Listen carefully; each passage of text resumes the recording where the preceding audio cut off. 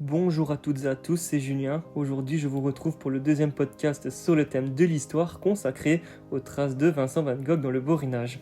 Alors, j'ai une question à vous poser. Saviez-vous que Vincent van Gogh a séjourné dans le Borinage à Wam entre 1878 et 1880 ? Aujourd'hui, je suis avec Philippe de Puyt, guide touristique au site du Grand Tornu et organisateur des marches sur les traces de Vincent van Gogh depuis maintenant 13 ans. Il va nous expliquer le but de ces marches. Au départ, mon but, c'était de faire connaître d'abord le patrimoine, parce que c'est une partie de la vie de Van Gogh qui n'est pas très connue. Son passage ici dans le Borinage, les gens connaissent ses tableaux, souvent qu'il est parti en Paris avec les impressionnistes. Il a vécu donc en Provence pour trouver le soleil, etc.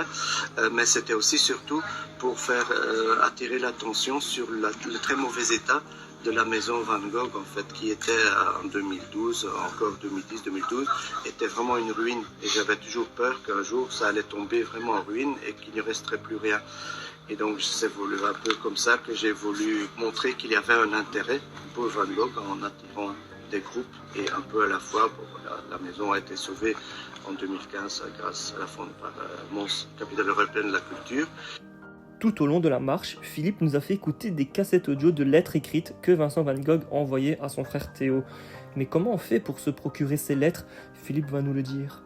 Mais ça, ce n'est pas très difficile parce qu'en fait, la belle-sœur de Vincent, donc la femme de son frère Théo, Jo Bong, a publié à un moment les lettres déjà au début du XXe siècle, et ces lettres donc ont été publiées dans beaucoup de livres donc de différentes versions, et on les trouve facilement maintenant. Il y a un site internet qui a été fait par le musée Van Gogh à Amsterdam où on retrouve 902 lettres, dont 600 adressées à Théo. Et donc là, on retrouve beaucoup. Et donc, je trouve ces lettres illustrent vraiment magnifiquement comment était la vie et la région à la fin du 19e siècle. Donc, ça permet de se mettre un peu en situation et de voir le Borinage à travers les yeux de Vincent. Pour revenir à la marche, le parcours reste le même.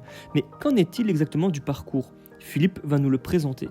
En général, j'utilise le même parcours. C'est ce que j'appelle un peu mon parcours standard, qui fait 6 km, mais selon les groupes, s'il y en a qui ont moins de temps, ou si il y a des gens qui sont peut-être plus âgés, je fais parfois un parcours un peu différent, parce qu'il y a d'autres endroits aussi où Van Gogh est encore passé. Là, on peut le faire aussi à vélo, ou parfois avec des autocars, parce qu'il y a dehors de Petit Wam, il y a Frameries, il y a Pâturage, il y a Quem, il y a d'autres endroits, et je peux varier un petit peu, mais à la base, je fais le même circuit parce qu'il est bien, je trouve. Il y a beaucoup de petits sentiers, on a des points de vue différents, et c'est assez calme aussi.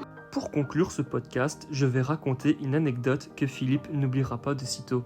Lorsque nous avons rejoint le rond-point de la place Saint-Pierre, Philippe nous a expliqué que des jeunes ont volé le buste de Vincent van Gogh et que lors d'une de ces dernières marches, une personne s'est vantée d'avoir fait partie de ce groupe de jeunes. C'est déjà la fin de ce podcast.